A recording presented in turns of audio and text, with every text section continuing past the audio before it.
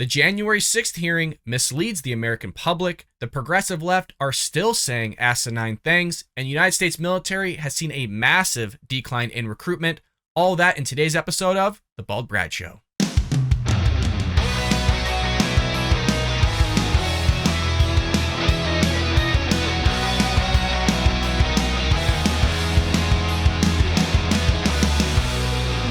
Welcome to The Bald Brad Show. Folks, what a week it's been, right?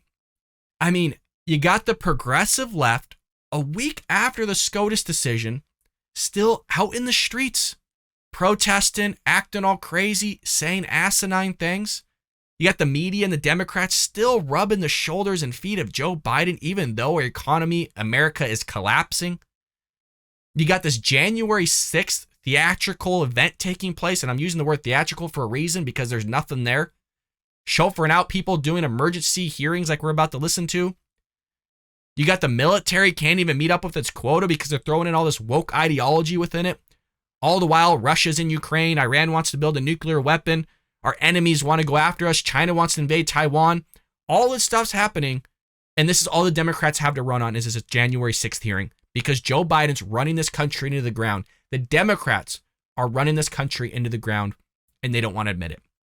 So our lead story of the day is regarding this former White House aide, Cassidy Hutchinson. If you've never heard of her, nobody has either. Well, she testified before the House regarding actually a bunch of things, but one of which talks about Donald Trump in the Beast, the limousine that keeps him safe. And he's in there with a Secret Service member, and she claims that the president assaulted him, grabbed the steering wheel, tried to basically take over the Beast and drive it to where the protest and all this stuff was taking place. So let's go ahead and hear her testimony, and then we're going to talk about all the problems with it and why it's such an issue and why the media are misleading the American public. Let's roll it. When I returned to the White House, I walked upstairs towards the Chief of Staff's office, and I noticed Mr. Renato lingering outside of the office. When I went in, he shut the door, and I noticed Bobby Engel, who is the head of Mr. Trump's security detail, sitting in a chair, just looking somewhat discombobulated and a little lost. I looked at Tony, and he had said, "Did you effing hear what happened in the Beast?" I said, "No, Tony, I just got back. What happened?" So once the president had gotten into the vehicle with Bobby, he thought that they were going up to the Capitol, and when Bobby had relayed to him, we don't have the assets to do it, it's not secure, we're going back to the West Wing. The president had very strong, a very angry response to that. Tony described him as being irate. The president said something to the effect of, "I'm the effing president, take me up to the Capitol now." To which Bobby responded, "Sir, we have to go back to the West Wing." The president reached up towards the front of the vehicle to grab at the steering wheel.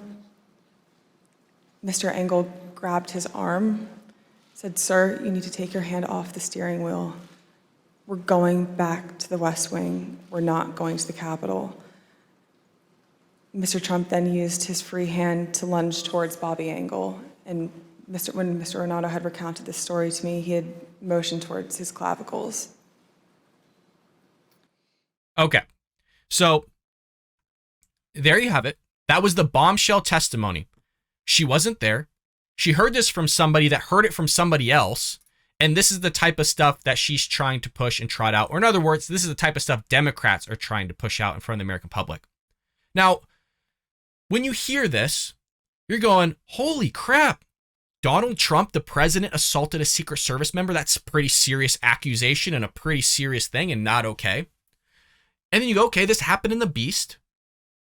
And then you have to think, okay, well, what does the Beast look like? I've actually seen inside of it, not personally, but I've seen footage.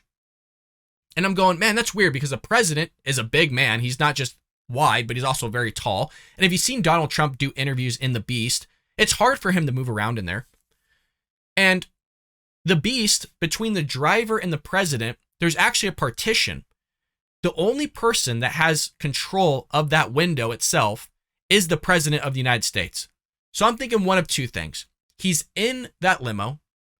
He has to manually let down the window. His big body and freaking big stature has to somehow fit through that little window area, grab the steering wheel, and somehow grab the clavicle of the Secret Service member and do all these things. So when you think about all this, you're going, man, this sounds weird. It doesn't sound like something that could be legit. I can see the Donald Trump getting frustrated and obviously telling somebody to F off or whatever. I mean, I've seen the way he speaks in public. That wouldn't shock me if he said that behind the scenes. But if it sounds weird and it sounds odd, that's because it is. And what's funny enough, you have the Secret Service. There's a report that reveals the top Secret Service agent's story of what happened inside the car with Trump didn't actually happen. It is amazing that the Democrats continue with their charades. And it's amazing that this is the story that the media are going to run with. And rather than people doing investigation, which is what the journalists are supposed to actually be doing, but we know they're not going to, is that there's Democrats and the left and people out there in America that are just going to believe this. They see a headline and they're done. That's automatically it. Trump did something really bad and they're going to run with it. And there's nothing that you could do to change their mind. That's the problem with all this. So former President Trump's lead Secret Service agent is reportedly ready to testify that testimony given by former White House staffer on Wednesday, Cassidy Hutchinson, to the January 6th House Select Committee is false, not real, made up. Cassidy Hutchinson, a former aide to White House Chief of Staff Mark Meadows, which her role is very important because, look, she's around a lot of this conversation, a lot of talk. She's in the know, which is why she was let into hearing about what took place in, quote, the Beast. We'll have another story in a moment about her writing a note down, all this stuff taking place. So she is a, quote, valid witness, an eyewitness to what took place. But again, she heard it from somebody that heard it from somebody else, okay? And people exaggerate stories, people make things up. But I am curious to see what the Secret Service had. So with the claim she made, you have a NBC News chief White House correspondent Peter Alexander tweeting this.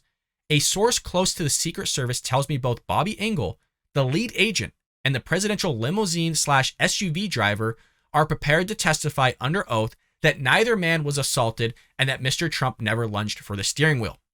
Now, this goes into my second theory of what could have taken place. When they say limousine/SUV driver, there has been times where Donald Trump has ridden in the passenger seat in the SUV. I personally have not ever seen a photo or video, I'm not saying it doesn't exist, of him riding in the limousine of the Beast in the passenger seat. But again, in SUVs, I have seen him do it. So there is a possibility of him doing all those things that was being testified if he is in the passenger seat. I just find it odd if he's in the limousine to climb through the window and somehow have the angle and just all that stuff to grab the steering wheel and do all that things to the Secret Service member. So it seems like this never happened. And they're prepared to testify that neither man was assaulted and Donald Trump never lunged for the steering wheel, which totally disproves everything she said. And what's crazy about all this is the Washington Post reporter, Josh Dowsey, noted on Twitter that the January 6th Select Committee has the Secret Service testimony that would seemingly corroborate or dispute what Cassidy Hutchinson said Tuesday, but it wasn't played. This is why I'm saying this is all theater. They had this information. They knew what was going on, but rather than bring it up, rather than playing all this stuff that would have disputed what she said, or seemingly would dispute, right? Because he's saying either corroborate or dispute, but we're now having evidence here saying that it would have been disputed, that never happened. The stuff she's saying is a lie. You think they would have played it, but no, it's theatrics because they want to go with the narrative. They hate Donald Trump so much. They hate Republicans, conservatives, the whole movement. You've seen Joy Behar, The View, Sunny, all of them coming out saying, hey, we need to get rid of the Republican Party. Don't vote Republican. We don't like Republicans. They have a narrative here that they want to push, and the media is going to do everything they can to push it, and they are. They are. Trump responded to the allegations by writing on social media, I hardly know who this person is. Right, I'm right there with you, Donald. Nobody knows who this person is. The first time we're hearing her.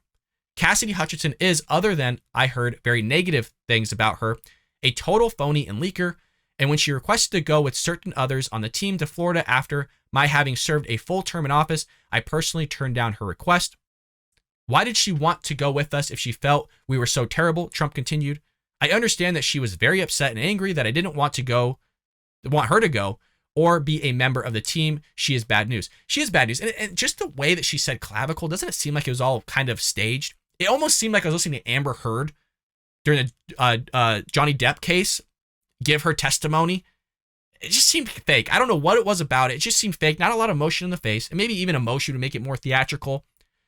But it just seems like a bunch of hocus pocus. Well, you have Jennifer Jacobs coming out from Bloomberg News saying aides had assumed Trump would fly to Mar-a-Lago when he leaves White House, but now it's definite he's heading to Florida, and several aides will continue to work for him, including Nick Luna, Molly Michael, and Cassidy Hutchinson. Trump later added that he did not want or request that we make room for people with guns. To my speech, we would ever want that, not me. So there was this story that she presented as well in her testimony that Donald Trump knew that there was supporters and people that wanted to come see his speech, but they had firearms. And obviously the Secret Service is going, hell no, they ain't coming in, Donald. We're not letting them. And he said, look, I don't care that they have guns. They're not there to hurt me. They're there to watch my speech. Just go ahead and take the mags, take the bullets, and they can walk in with their guns. That's fine. And obviously the Secret Service didn't want that. And somehow this is just amazing big news, right? Somehow that part two is a bombshell. That Donald Trump just wanted supporters, regardless of guns, to come in and watch him speak. Now, in my opinion, I'm personally not okay with the president allowing people with firearms to come in and watch him speak. The reason for is we don't know who the hell these people are. You can have these crazies and nutsos say, hey, I'm a Republican conservative. I love Donald wearing MAGA and all this Trump stuff and shoot up the place. So I'm not okay with that. Secret Service wasn't okay with it, thank God. But this was the bombshell testimony. And you have the Secret Service saying it's not true, but they're going to run with it still. The media is going to run with it. They're going to bury it on like the 5th page, in like the 35th paragraph of their news reports and the news outlets. And again, it's so tiresome. It's so tiresome. So there was those two things that Cassidy Hutchinson said. And then the third thing that they're running with regarding her testimony was the fact that there was this handwritten note that said anyone who entered the Capitol illegally, with the word crossed out, without proper authority should leave immediately. Okay? And the dispute is, who the hell wrote the letter? So the claim was that Hutchinson transcribed a statement that was intended for Trump to release as rioters pillaged the United States Capitol on January 6th. Again, the note written by Meadows' letterhead, or on Meadows' letterhead, read, anyone who entered the Capitol without proper authority should leave immediately. So rather than going with that, I was saying like, wow, okay, like you had Trump said do things peacefully, which the media want to neglect. You had Liz Cheney throw that same audio clip out there and video clip, but cut it off purposefully right before he said the word peacefully. And now you have a chief of staff handwritten letter saying, hey, this is a message for the president that says anyone who entered the Capitol without proper authority should leave immediately. But rather than honing in on that narrative of, hey, they didn't want this, they didn't want people to do this, they were against it, Donald Trump was against it, he said do it peacefully, he didn't want to do it peacefully, so you got a bunch of idiots going in the Capitol doing a bunch of idiotic things. Rather than focusing on that narrative of what the actual freaking note says, they're coming out and going, well, who wrote it? Well, we have testimony that somebody else said they wrote it, but Ms. Hutchinson, you're saying you wrote this?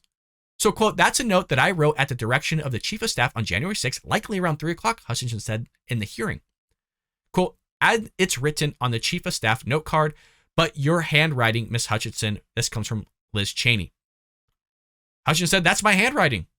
Explained the circumstances around the origin of the note, which she said was never made public.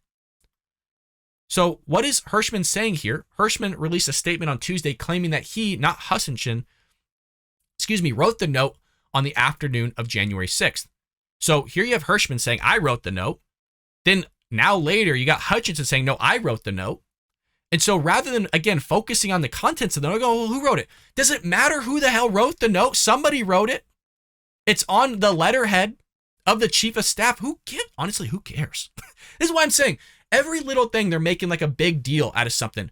Oh, whose handwriting is that? Oh, well, we got to get down to the bottom of this because it's important. Why is it important on who wrote it? It's written, but we're not going to focus on that. We want to focus on who wrote it because then we can have damage and under oath and all this other stuff coming out. Oh, look at all these liars. All the people around Trump are lying. It's unbelievable. And that's why I don't really cover it. Not much there. These theatrics are going to continue. The media are going to continue to push this stuff. And then we all have to deal with it. And then we got to come out and do all this stuff that shows, oh, this is wrong. This is false. This is what was buried in this headline. Because again, the mainstream media just doesn't want to do their job. They want to say asinine things. Which brings me to my next story of saying asinine things. The Supreme Court abortion decision is almost like Trump derangement syndrome with the media and the progressive left, because the liberal media is just having a complete meltdown. Check out these hits that we have. This comes from Fox News. These hits of these media outlets just losing their minds. But just after 10 a.m. on Friday, a legal earthquake. The court stripping women of that fundamental right. But let's not mince words. Women will die because of this ruling. We are still linked to the vestiges of slavery, and we see that in ways that are all around us in the United States with the rise of white supremacy, which is also tied to the efforts to dismantle Roe v. Wade. My biggest fear is not only will we not come together, but we're going to see a bit of political violence that we have not seen in over 100 years. It's hard to imagine the Republican Party surviving this. That the conservative majority on the Supreme Court has completely transformed, for the worse, the lives of all American women. Women who have miscarriages will now be investigated as criminals by white Republican men. Their view of the country, the conservative view of the country, is that if dead white men didn't say it in the 18th century, it doesn't exist. Repeal the 20th century. The notion that for many on the far right, the good old days start with 17 and 18, as in hundreds. The era when men were men and women were property. 4 men who will never bear children and 1 handmaiden decided for an entire country that their Christian doctrine is the only way. This is fascist in many ways. That opinion sounded like Donald Trump's inaugural address. And for all the Democratic Party's flaws, they're the only party that can stem this continued rise of fascism. Register and vote, work toward an overwhelming majority that can protect your body, protect your freedoms, and just may save our country. Unbelievable things coming from the news outlets of MSNBC, CNN, and others. I mean, they're pushing this whole race thing with Roe v. Wade. And I would like to point out that when Roe v. Wade, 1973, when it came out, since 1973 to today, has killed about 19 million black babies. So it's just astonishing that they're trying to correlate this to racism in some way, shape, or form. And the argument that they make, if anybody's curious on why they correlate to racism, or at least one of the many arguments for racism, is the fact that the vast majority of abortions are because it's inconvenient, because they don't have the income to be able to take care of the baby when it's born. And that's not just blacks, that's anybody who's living in poverty. And majority of abortions are people who are living in poverty. So because of that, they say, well, you're discriminating. This is a bunch of racism because you're holding the black community back, which is odd because there's obviously a lot of white people in poverty that have abortions as well, and you'd be holding, quote, them back. But rather than focusing on this whole idea of having morality, having good decision making, having abstinence, doing those types of things, it's everybody else's fault. And I love this whole aspect too of, well, you had these white men who are never going to have children. It's so baffling to me that the same people just like a month ago that were saying that men could have children are saying now that men can't have children. Does anybody else see that hypocrisy and kind of that switch and maneuver? It's so crazy that we're sitting here and these people are pushing this stuff.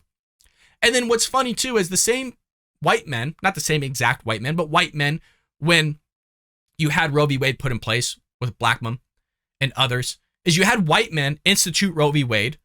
It was okay then for men to make decisions for women. But now when you have men making decisions for women, once again, mind you, there is women on the court, or a woman at least, that voted to abolish and remove Roe v. Wade, or at least overturn it, I guess is the correct verbiage. You know, it's a problem now. The left and just the stuff that they roll with and the stuff that they say is just, it's so asinine. And they're going to continue to roll with this type of messaging. And I want to roll a couple clips here from these pro-abortionists saying just a bunch of knucklehead things during these protests within the last week. With that being said, let's go ahead and roll some footage here. What's going on right now? It's horrendous. It's like super sad. Feel terrible for my mom.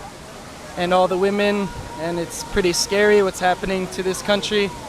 And yeah, women should have complete control over their own bodies. The government should stay the fuck away. Yeah. What do you think about the idea that immediately upon conception, an autonomous life exists inside of the womb? I think it's ridiculous. It's like, to me, it's the same as like saying maybe my semen or a sperm or an egg is like a life. It is eventually, but not immediately. What do you think about this? I would like to point out that as technology continues to advance, we can literally see life being created within the first 24 hours of the egg and sperm meeting. And even further than that, there is new technology that can understand and actually see the development within the first 8 hours. So as technology continues to increase, it completely continues to destroy these people's narratives. But that's not the underlying issue here. If you want to see this guy's true motive, just wait a little bit longer and see what he says about this country.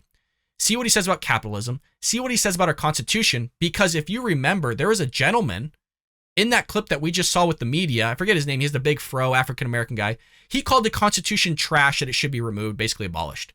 So there's a theme here with the left wanting to destroy the creed, wanting to destroy the founding documents of this great nation. They don't respect it. They don't like it, but yet they want to live here.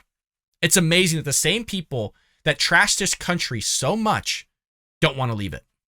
Supreme Court, Yeah, I think that they don't work to serve the common people. The majority of Americans are actually for women's rights over their own bodies. It's representing political interest of the rich and powerful. We need to abolish the Supreme Court and destroy them.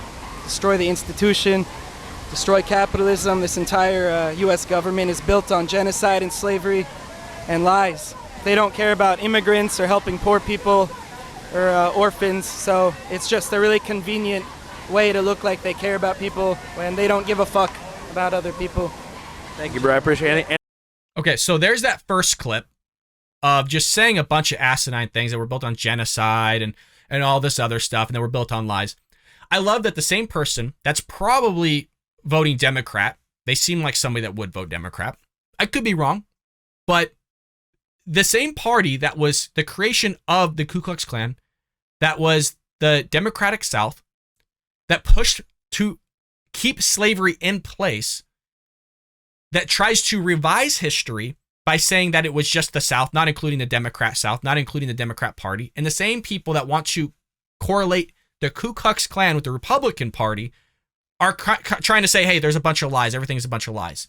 So this is a constant theme from Democrats, from the left, coming out, being interviewed and just saying stupid things. And this brings me to my next point. We have another interview here with, I don't know if this person's trans. I don't know if they're gay or pan, or I can't even keep track of any more of what all these people identify as. Like, it's not even important. But these are the people that vote. This is probably one of the people, the one of 70 million people that voted for President Joe Biden, that are for abortion. I think this person's a man. You guys tell me for yourself. If you're listening on any of the podcast platforms, Google, Apple, Spotify, all that stuff, I'll describe this person for you when we show it. Let's go ahead and roll a clip. I'm not a Republican. Can I ask you what you think about abortion? I mean, there's no life. Okay, so I just want to pause it real quick to describe what this person has going on. They have glasses. It looks like a man, chiseled jaw, wearing makeup, lipstick. It looks like there's eyeliner on there, earrings. There's a fishnet top. It looks like a male. It looks like a guy. Now, could I be wrong? Sure. Maybe it's a woman with some serious male features, but the hair's dyed. I don't even know what color that is. Orange mixed with yellow, mixed with burgundy, maybe. I don't know. So that's what we're dealing with right now. Let's go ahead and listen. There's no life yet. There's no life. Like there's a beating little thing where it's a cell growing. It's not had a life. It doesn't have a life. It doesn't know what a life is. It has no clue what a life is. You think, oh, it moves around. Or I would like to point out, that sounds a lot like Joe Biden. Doesn't know what's going on. It'll move around. It'll do all these things. It might say something, but it doesn't know it's a life. It doesn't know it's existing.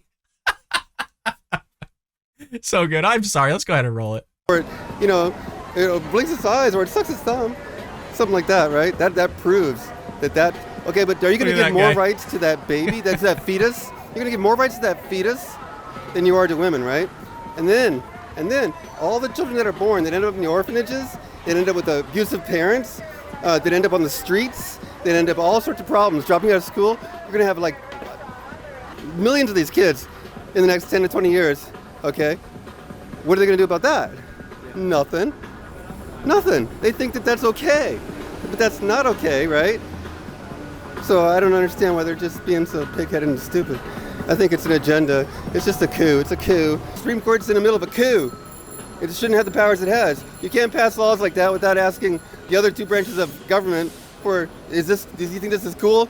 It's a balance of power that's not been used forever because it's been usurped. It's a coup. Okay, this guy doesn't have any clue, or gal, woman. I honestly, God, I don't know. I'm gonna stop trying to figure it out.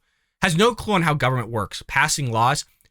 If you haven't seen our episode of History of Roe v. Wade, not just Roe v. Wade itself, but just yesterday's episode of the podcast, we went over in detail Griswold v. Connecticut, how they just created basically rights out of nowhere, that they were amongst these penumbras and these shadows from an emanation of the Bill of Rights. I strongly recommend you just go out and check out that segment. There's clips on Rumble. That's just the history of Roe v. Wade that we talk about. And you can also catch it on YouTube. It's also linked in the videos if you want to go check those out within our catalog. But within Roe v. Wade, they actually chopped up and create legislation as a Supreme Court, which is not their job. That's a legislative branch. The judiciary literally created laws on first, second, and third trimester of which they weren't supposed to do. So this person right here that is for abortion is talking about how they shouldn't have done certain things because they overturned Roe v. Wade, but wasn't pissed about them creating law when Roe v. Wade was put in place.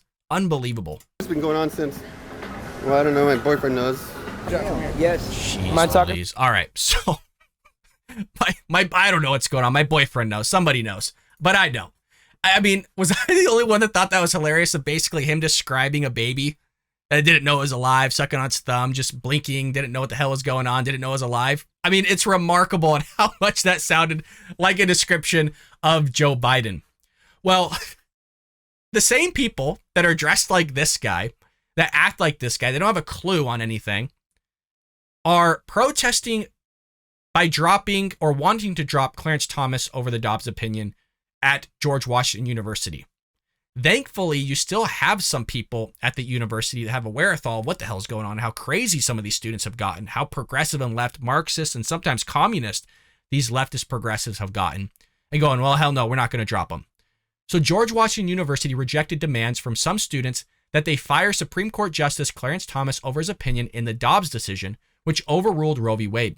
The university released a statement about the students' demands on Tuesday. Quote, since the recent U.S. Supreme Court ruling to overturn Roe v. Wade, we have heard from members of our community.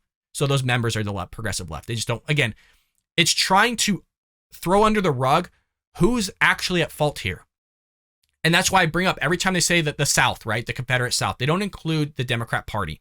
When they say the Ku Klux Klan, they don't include the Democrat Party. So they throw all this stuff under the rug. So it's just members of our community. Well, what members are those who have expressed feelings of deep disagreement with this decision? I'm sure they have. There's a great book, if you want to read it, by Ben Sass, the senator of Nebraska, called The Vanishing American Adult, where he talks about his time. I believe he was a dean of a university. His wife was also a teacher as well. That talks about how crazy these kids have gotten in college. They'll lay on your desk. They'll lay on your floor. They won't leave. And there's one specific story they talked about in the book where they didn't offer this class in the fall. They only offered it in the spring, and this has been done for years.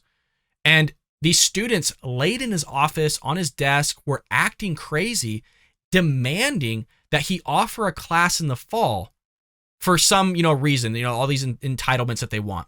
And he's trying to explain to them, we only offer in the spring, just take in the spring, but they demanded this.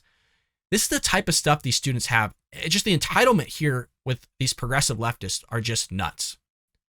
The statement went on to address demands from students that Thomas be terminated as an adjunct professor. Quote, Justice Thomas has been a constant critic of the court's legal philosophy on substantive due process for many years, the statement continued, because we steadfastly support the robust exchange of ideas and deliberation, and because debate is an essential part of our university's academic and educational mission to train future leaders who are prepared to address the world's most urgently problems. The university will neither terminate Justice Thomas's employment nor cancel his class in response to his legal opinions.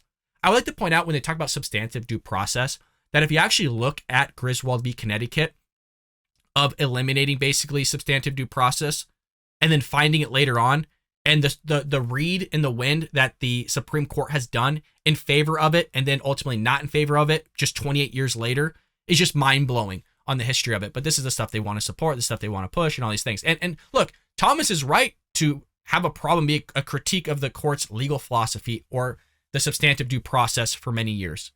It's okay to critique things, but they don't like that. Remember, college is one of the main reasons of college is to be able to look at differing opinions and to be able to think and to be able to understand and see some other sides and still be a civil society, but the left doesn't want that. They want to tear up our Constitution and do all sorts of things that are only going to degrade this country rather than make it a better place. Well, in other news, speaking of degrading, you had the Army recruitment down 23% amid mandates as Army tosses requirement for high school diploma. Things have gotten that bad in the United States military. To give you a perspective here, the military is facing the most severe staffing crisis since the advent of the all-volunteer force in 1973. It is amazing that with Joe Biden in office, we're not going back days or months or years. We have to refer back to decades because this guy has done a terrible job at running this country. And not only are we having a collapse of our institutions, our economy, but now, probably more importantly than ever, do we need a military. It's now the left have infiltrated the military and been doing so for quite some time, which is why we're seeing these types of numbers. So no high school diploma, be all you could be in the military, no COVID shot after years of service. Goodbye as we ask all illegal aliens to take your place. That is the state of play in the United States military today. The time has come for Republican defense hawks to finally show some concern for the quality, morale, and mission of the military. Not just throw endless money at it while the military self-immolates, expels those who don't get a freaking Pfizer shot or Moderna. And then they complain that it can't meet its recruiting goals. So you're pushing all this leftist narrative, and then you're whining, complaining on, oh crap, well, we don't meet our quota. You didn't even meet the expectations, your own goals of the quota. It wasn't that you're just not meeting quotas. You weren't even close. Last week, the Military Times reported the Army has hit 40% of its recruiting goals this year, with the struggle to fill the ranks seemingly so grim that the Defense Department reduced its plan, total size, force size, because prior recruiting goals were out of reach. So they're changing their own goals, going, oh crap, well, we're not going to meet those ones. That's not going to look good. So let's go ahead and just degrade it, make it lower so that it makes us look good, because all of the stuff we're instituting, this wokeism, the CRT, the LGBTQ plus trans stuff that's happening in our military, which who gives a crap about that? Can you fire a rifle? Can you save your buddy's life that's next to you in the trenches? Can you save and fight your country that you're fighting for the creed, the very creed that the left and the progressives want to destroy? Can we at least have people that want to fight for this great country? It doesn't seem like it anymore. And this is what happens when you infiltrate our major institutions, such as the education system, pushing CRT, pushing that America's racist, pushing that Republicans are racist, pushing that the white man is racist, that the white man's still holding the black man back, even though you have blacks in some sectors outcompeting whites. You have the Asian community virtually outcompeting everybody, but somehow it's still whites against blacks. Somehow the system is still out to get blacks, even though you have minorities and other people that are still outcompeting whites and others in this country. It's unbelievable. The Pentagon officials announced that across the military branches, annual target recruitment goals are down 23%. To accommodate growing recruitment problems, the military is offering more financial benefits rather than emphasizing the motivation of patriotism. Because clearly, in this environment, it doesn't work. Now they are abolishing the requirement for a freaking high school diploma or a GED as a prerequisite to joining basic training for those who sign up before the end of the fiscal year. Folks, if you might be going, what's the big deal about that? Again, I'm a high school teacher. I have had seniors, and it's not just one or two. This isn't just a couple. You're talking about a ton. They get to 12th grade and don't know what a circle is, don't know what a triangle is. I'm not talking about the specifics. I'm literally talking about the shape. They don't know what a straight line is. They can't draw a straight line. That's a famous story I share with people. I was teaching geometry one year, and I had a student, and I asked the student, say, hey, can you draw a straight line? They didn't know what that was. I said, just, grab out a ruler and just draw a straight line. Didn't know what a ruler was. 12th grade. And I've had more than a handful of students like that over the years. And they're getting rid of a GED. So you got a guy that's supposed to be trained to shoot a rifle that probably doesn't know basic elementary skills, and yet you're going to have them do this. And it makes you wonder if that person really does understand signing that contract, what they're signing. I think it's great that they want to serve and fight for our country. Makes me a little worrisome. You have Jordan Peterson talking about this, about how there's a certain IQ of which the military will not accept you. So when you have the military not accepting a certain IQ, it should make you a little bit worrisome that these people are being signed up. But yet, the same people that are going to push and talk about a negative country, about discriminating and not speaking up for people's rights and not speaking up for the little man and the small guy, aren't going to speak up for this. I think there should be more conversation. I don't have a full-fledged opinion on it. I don't think they should or shouldn't do it yet. I got to look at more research and more data to have a full-fledged opinion. But it's a little bit odd to me that they're removing it. And again, me seeing people that aren't graduating GEDs, I'm telling you, it makes me a little worried. So you have Horowitz here of Blaze Media throwing in a novel idea. Before we lower standards to appalling levels, how about we stop kicking out some of the most seasoned, battle-hardened soldiers for not getting a freaking shot? Up to 40,000 National Guardsmen risk expulsion from the force if they fail to comply with the mandate by tomorrow. That is 13% of the freaking National Guard. As much as 30% in some states.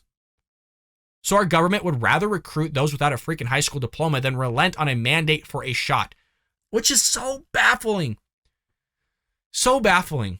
The same people, they're like, oh, follow the science. Listen to Angie Fauci. You don't know what you're talking about, Senator. Follow the science. Wear 5 masks. Like all these things. We have enough data on it. I mean, hell, the people in the military do PT all the time. They're more in shape than the average American is. They're all young for the most part. They're not in that realm of that less than 1% who die from COVID. But they're going to force you to have a shot.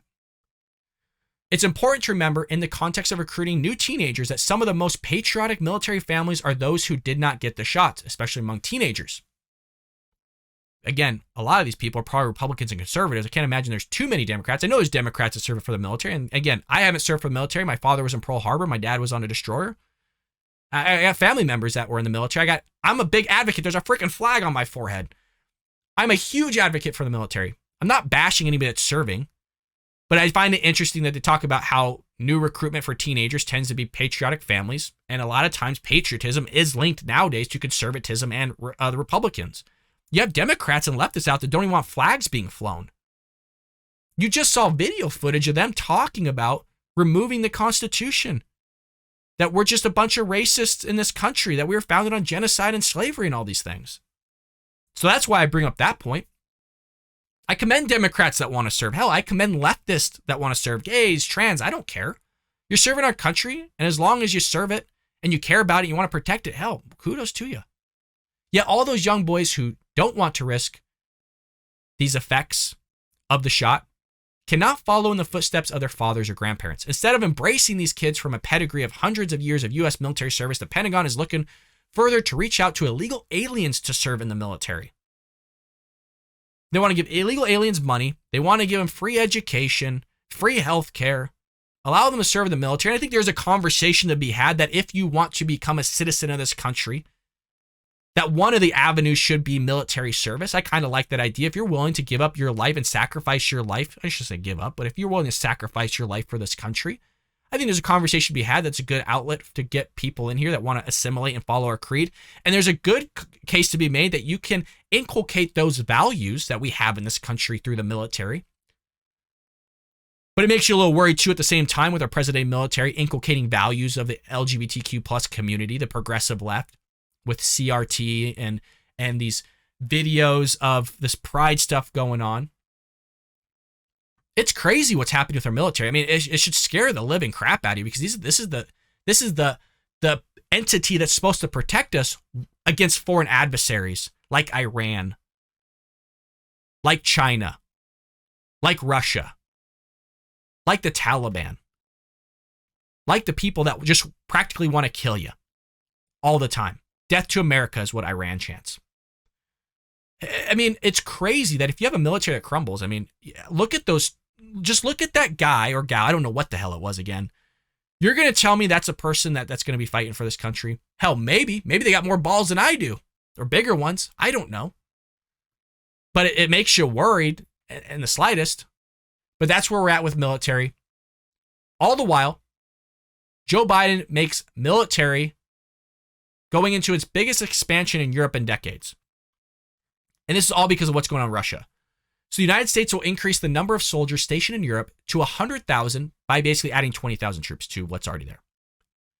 The move comes 4 months after Russia's invasion of Ukraine and occurs despite a 1997 agreement with Russia stating that the North Atlantic Treaty Organization, in other words, NATO, would avoid the additional permanent stationing of substantial combat forces in the current and foreseeable security environment. Look, I don't have a problem with this. I'm okay with that. Putting troops there because you got a nutso leading Russia and threatening the local countries around it. And I think it's only right that we're working with our NATO allies to get more troops over there in case something happened. So the United States plans to establish a permanent forward command post in Poland. And if you don't know anything about Poland, I mean, Polish people love Americans. And rightfully so. I mean, hell, we practically liberated them in World War II. So I'm a big fan of Poland. The Polish are big fans of the Americans. Likewise, Washington will move a brigade combat team to Romania, place 2 squadrons of F-35 aircraft in the United Kingdom, add more air defense to Germany and Italy, and increase the number of naval destroyers based on Spain from 4 to 6. So here's my only issue with this whole thing. And this is something that Trump ran on with his platform. You have all these countries basically benefiting from American defense. And then not some of these countries, but some of the countries that are in the localized area that would benefit technically as well, because they're kind of all clustered together, is going to rip on the United States about what we're doing in terms of military, how much money that we spend. And then you got these progressive left that are going to shit on America because how much money we spend on the military. And they're going to look to these other countries and claim that they're socialist, when in fact they aren't socialist. If you look at the Scandinavian countries, they've literally come out, their prime ministers and others, their presidents again, hey, we're not freaking socialists, stop calling us that. But Bernie Sanders are going to still push this stuff forward. But they're all benefiting, but they don't want to put money in their own military in the same capacity as we do. They don't want to finance NATO in the same capacity we do, but they want to benefit from all this stuff. You also have the White House announcing support for a trilateral agreement between Turkey, Sweden, and Finland for the latter 2 nations to join NATO. So the same countries that were neutral for freaking years want to join NATO because now they're going, oh crap. There's still bad guys out in this world that want to try and wipe us out, and Russia can do it. So now they're getting all worried and all of a sudden want to join NATO. Now they want to be a part of the group. It's so funny and baffling how when crap gets real, you're going, oh crap, shoot, I need protection now. And this again, it's all correlated to the ideology of the left, the progressive left, that want to destroy this country by removing your Second Amendment rights, by removing your free speech, by infiltrating our military, by infiltrating our education system, amongst others. And going, what do you need a firearm for? What do you need a handgun for? But yet, when they're in that situation, when a guy's shooting up a place or somebody's trying to rob them or stab them or kill their family, they're going to have that oh shit moment going, God, I wish I had something to protect me or somebody to protect me. I wish somebody had a gun right now. I wish the police were here. Maybe we should call the police. Oh God, he just shot me. I'm dead. All these things. Of course, I'm being joking of calling the police after you're dead. But it's just the idea of this type of stuff, that you don't need defense, that you don't need to put money down, that you know, you're going to offer free healthcare. You're just going to offer all this free stuff. But then when crap gets real, the people that aren't offering necessarily all this free stuff, that actually realize there's bad people out there like Iran, like China, that wants to, again, invade Taiwan, basically just take it over. You got the Taliban, you got terrorists that want to kill you. All this stuff. And there's people out here who just, we'll just give free healthcare, but we're not going to put money in defense. We're not going to pay for our share of NATO. We'll just rely on the United States, but while we're just going to shit on them as well. So, excuse my French, but it's so frustrating. It's so frustrating. And that's why we need Donald Trump that's going to put America first, because Joe Biden's not going to do it. Democrats aren't going to do it. Democrats will put illegal aliens first before their own military people. We see this time and time again. They literally we have veterans that got their freaking arms and legs blown off in war, that are sitting on the streets starving, freezing to death, getting sick, We can't figure out the VA. Donald Trump was trying to figure that stuff out and actually did a pretty damn good job of getting things at least back up and running with that. Joe Biden doesn't care. Joe Biden wants to give illegal aliens hotel rooms, but at the same time isn't giving hotel rooms to our vets. At the same time isn't putting the time and day into the vets that Donald Trump was doing, because the Democrat Party doesn't care. The left don't care. They would rather service other people around the world other than American citizens. And that's a fact. That is what's happening. And that is why they're going to get shellacked at the polls, because they don't care about Americans. They say they do. Their actions have proved otherwise. Inflation, a stagnant economy that's going into a recession now. You got Iran that has supposedly enough material to build a nuclear weapon. You have Korea, North Korea to be specific, still shooting rockets into the sea, still screwing around because he doesn't respect Joe Biden. You got Russia invading Ukraine. You had the Afghanistan debacle blowing up 13 Americans because this dollar just decided to wake up one morning, oh, hell, we're still in Afghanistan. I got to pull out there. You got them paying for hotel fees of illegal immigrants. They have more baby lift formula than Americans do. You're allowing or want to allow 1.5 million into the country. You also, we just did a story yesterday that want to give 1 million of them amnesty. You want to give them medical. You want to allow them in the military, which again, like I said, there's a conversation to be had around that. All this stuff's taking place. But yet, again, where vets are sleeping in the streets, you got people's 401ks going to crap. Gas prices are through the roof. Your grocery bills are through the roof. I just went shopping yesterday. I barely got anything. It was like over $100. I mean, the stuff that I would have bought before was probably would have just been $50. So it's like this stuff doubled or tripled. And it's crazy. I didn't buy like the chips. I didn't buy the cereal. I'm literally buying like turkey meat, like ground turkey, pasta, eggs, milk, bread. The cliche stuff was all I was buying. I wasn't buying like these ice cream and all this other stuff. Like I'm buying literally the necessities, and it's freaking $100. But this is what the Democrats want, man. They want to, and they're still talking about giving out more money. You just had Gavin Newsom of California say, hey, if you make less than $75,000 a year, we're going to start giving you debit cards. So you can go spend some more money, inflate the economy some more, because we have a surplus. So rather than going and fixing our damn roads, taking care of our vets, getting rid of the homeless, helping them out, you're just going to go and just give people more checks and inflate the economy in that way. You have Joe Biden wanting to do the exact same thing. So there we're at as a country. Democrats are driving it into the ground.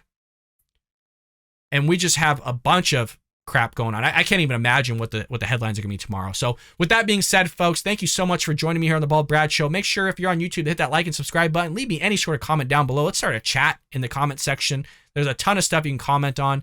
If you're over at Rumble, give me a rumble by clicking that plus sign. Leave me a comment down below as well. If you're listening on Spotify, Apple, Google, heck, there's so many platforms that we are on now. Leave us a nice review and give us a nice 5-star, and tell your friends to go over and do the same thing. Your help would be greatly appreciated. And folks, I will see you later here on the Bald Brad Show.